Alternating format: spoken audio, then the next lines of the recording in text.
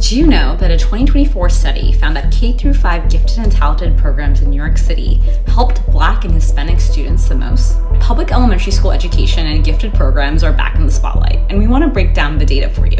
In case you haven't heard, New York City mayoral candidate Zohran Mamdani said he wants to end gifted programs for kindergartners, keeping the only entry point to third graders, which has ruffled some major feathers. You might think that changing the entry point isn't a big deal, but Black, Hispanic, and immigrant kids who aren't identified early could miss out on accelerated learning. And those gaps are the biggest in under-resourced communities. Before you come at me, here's why I can speak to this. I grew up in a low-income neighborhood in the Bronx. I was tested for gifted programs as early as age 4 and admitted. I took the SHSAT, just like Mamdani did, and graduated from Stuyvesant High School, considered the crown jewel of America's magnet high schools.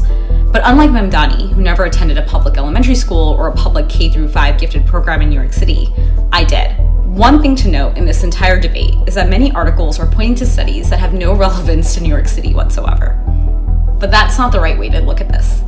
New York City isn't your average town. There are around 8 million people with 1 million students enrolled in public schools from kindergarten through 12th grade. Its GDP is a whopping $1.3 trillion, which means that if New York City were a country, it would be the 18th richest, richer than Saudi Arabia. It's a city that attracts the smartest and most hustlery people in the world. It's not surprising that you have some pretty gifted students here from all socioeconomic and racial backgrounds. And what makes a student gifted is often more than just smarts. In fact, data from a 2012 study also shows that both drive and a willingness to learn are key traits that differentiate honors students from their non-honors peers. By the way, New York City culture loves gifted programs. A 2022 poll found that 67% of voters were opposed to the elimination of the city's gifted and talented programs. For many, this entire conversation is the classic equity versus excellence debate. But do they always have to be at odds?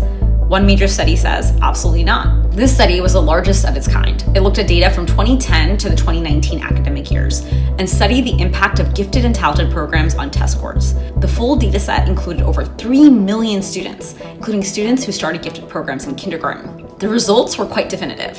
When it looked at grade 6 math proficiency, the closest time to test right after 5th grade gifted programs, they found that Black and Hispanic students had the greatest gains after enrolling in a gifted program. This confirms that identifying kids as gifted isn't some elitist conspiracy.